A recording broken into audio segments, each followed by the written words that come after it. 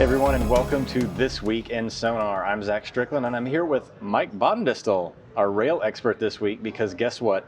We've got new rail data coming out this week. So Mike, welcome to the show. Thank you. Yeah. We've got an extensive amount of rail information. Would you say it's one of the biggest repositories of rail data that you've seen? Yeah, it is. I mean, it's most of, if not all, the very available public data that you just can get from a lot of different sources, all in one place. Plus, we supplement that with a few very unique, data series. And one of those data series we're going to talk about today, which is that O-Rail and I-Rail series. Yeah, the O-Rail, I-Rail. So it's outbound rail volumes, inbound rail volumes, but we're adding a little bit to it. But for those of you that haven't seen this information before, give us a little background on O-Rail and I-Rail and what it is. Sure. So O-Rail and I-Rail are container volume shipments. So these are intermodal container volumes. Intermodal is the biggest railroad segment. It's about a quarter of the railroad's revenue. In terms of units, it's about 50% because a intermodal unit is less freight in it than a carload. But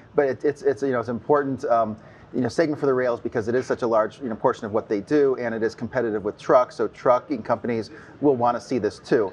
But in SONAR, the O-Rail and I-Rail data really gives a lot of detail. It shows the container volume, from a certain origin or into a certain location, basically a metro area that we call, X market. So, in the U.S., the intermodal lanes are basically anchored by very large cities. So and they're going to be mainly like the railhead cities, like the Los Angeles, Chicago. Exactly. It's not like trucking where you have like 700,000 different OD pairs. It's very limited. You've got Chicago, Dallas, Atlanta, Savannah, up there in New England or the Northeast, around Harrisburg, Pennsylvania, all the railheads up there. So it's not as extensive in terms of OD pairing. Right, exactly. I mean, there's about 105 though origin destination pairs, but the ones I really pay the most attention to are those dense corridors because about 70% of intermodal traffic is just in 10 lanes, and so the biggest one, like you said, LA to Chicago is huge, LA to Dallas is huge. All that, those imports that come from China that go through the LA complex need to get into the interior of the country. Most of the population lives in the central or eastern time zones. So a lot of that does go across the land bridge, and so those are some of the ones I pay the most attention to. Yeah, and normally trucking, they're in competition with the rails at times, but it's not necessarily the exact same commodity. The rail has that limited OD destination, 105, you said, compared to hundreds of thousands potential trucking OD pairs. But the rail has an advantage in the way that it has this very unique infrastructure where you can go pretty efficiently from point A to point B, but then you have to then transfer it off of the rail and then get it to wherever its final destination is. Correct?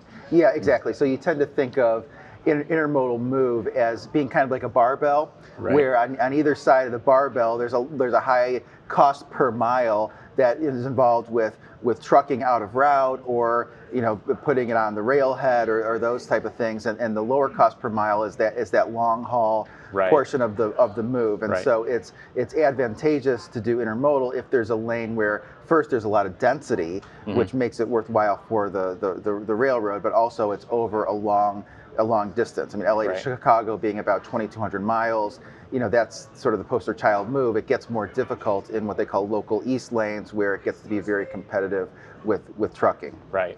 And so we've added the changes to this data. So now you can cleanly see year over year changes. The rail volumes are difficult to see on the chart, but now you can see the year over year, fortnight, weekly, as well as monthly changes in those volumes, correct? That's right. So this was requested by some of our financial customers who are trying to evaluate. I mean, just Kansas City Southern's reporting, this morning, and those are the type of thing, and JB Hunt's reporting this morning too. So those are the type of things that you can take that data and come to some conclusion about how they're likely to do in the fourth quarter. But because those companies report on a year-over-year basis, it's easier to do O-Rail Y and see, well, how did this trend versus 1 year ago, and sort of draw some conclusions there. Very cool stuff. So we've got additional rail data and information and make it easier for you to look at. But we also have added, next day rack price.